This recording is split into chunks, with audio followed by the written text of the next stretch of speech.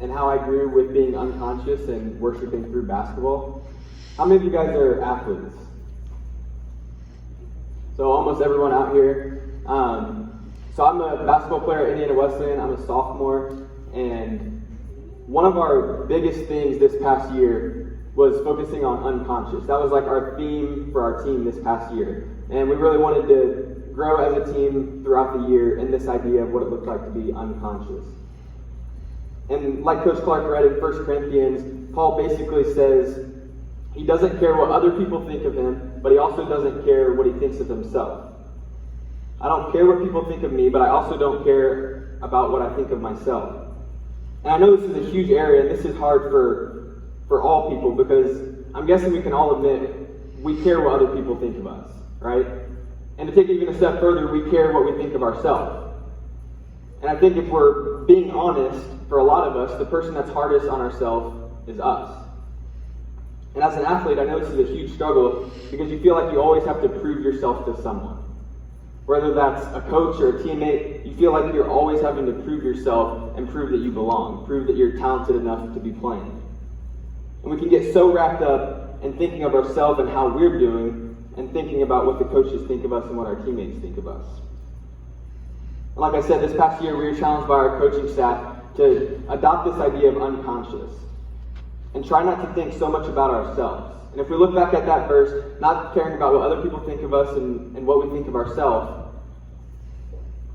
if we go against that, then we're going to end up just being consumed with ourselves and with our own thoughts. And so when we had this idea, one of my first questions was, so if I'm not thinking about myself, then what am I thinking about? And the number one thing is, we're thinking about other people. And for me, this is not an easy thing to do, and especially as an athlete, because my whole life before I got to Indiana Wesleyan, everyone was telling me it's all about you. You should always be thinking about yourself. If you put yourself first and your main focus is you, you're going to get what you want, you're going to get the outcome that you want. But now we have this mind shift and we're trying to not focus on ourselves, but focus on our teammates. And instead of me being my main focus and focusing on my teammates,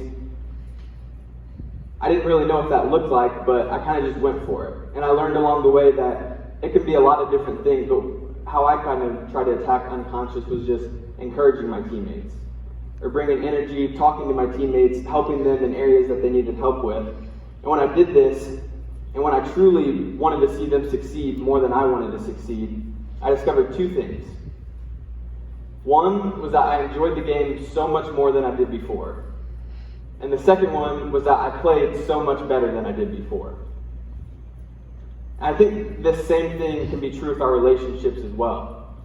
If we're in relationships and friendships, and the only thing that we care about is ourselves and what we can get out of it, it's not going to be a very good relationship. But if we have this idea where we care more about that other person, we care more about serving them and helping their needs, we're going to get a lot more out of that relationship, and it's going to be a better relationship for both people. And I'm still trying to learn and grow in this idea of unconscious, because it's not an easy thing to do. But I think we can commit to pursuing unconscious, where we stop caring so much about what we think about ourselves, and instead turn our attention to our teammates, turn our attention to our friends and our family, and even just pursuing them. Then I believe that's when we'll have the most joy in our relationships. And if you're an athlete, I believe this is even when you're going to start playing the best. And the second idea that I want to talk about is worship. What does it look like to truly worship God with your life? Wherever you are right now, what does it look like to worship God with your life? For me, there came a point this last season where I basically didn't know why I was playing basketball anymore. I always had a next step. So I was in middle school and my main goal was getting to high school so I could play varsity basketball. Then I get to high school and my main goal is being good enough to play college basketball. And now I'm in college and there's no next step. There's nothing after this for me. So I just had this question, why am I even playing? What am I doing? This was a really hard thing to do because as a freshman, there's just so much going on, and basketball took up a ton of my time. It was a huge commitment, but I didn't even know why I was doing it. I didn't know my purpose in that. And so this was a huge question that I had to answer, and so I went to a ton of different people. I couldn't even tell you how many, and just pick their brain on this idea. And what I eventually took away from my conversations was that my main reason, and really my only reason for playing basketball, is to worship God through it. The sole reason why I have to continue to play basketball is to worship God through it. I believe that God gives everyone different gifts and talents, abilities, and opportunities, and they all serve one purpose, and that's to worship Him.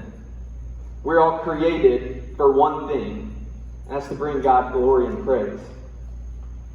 And for me, it became very clear that I was given this talent. I was placed here at Indiana Wesleyan. I was on the basketball team, and it was for the purpose of worshiping God. It wasn't for anything else. And for me to say I didn't want to play was me telling God, I don't want to worship you with how you created me. And so what does it look like to pursue this? What does it look like to worship God with your gifts and your talents? And to be completely honest, I don't know the whole answer to this. It's something that I think God kept revealing to me over the year. And there were days where I felt like He was telling me it was just a different way than what I had been doing. So last year as a freshman, I felt like the main thing and the main way I could worship God was just playing with as much joy as I could, just having as much fun as I could playing, but also just playing as hard as I could. But this year, I feel like it's a little bit different, and I feel like God's telling me that the main way I can worship Him this year on the team is just being a leader, being a spiritual leader on the team, and as well as just my attitude on the court. I think it can look a lot of different ways. There's not one way or one thing that it looks like to worship God with your gifts and talents. But I think the common denominator for all of it is your heart and your posture of heart. Worship is all about your posture of heart.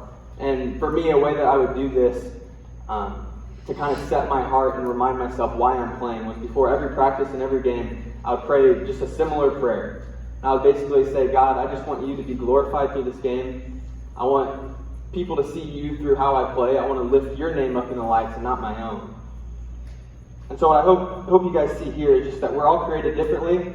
We all have different gifts and talents and abilities, but they all serve one purpose, and that purpose is to glorify and worship God.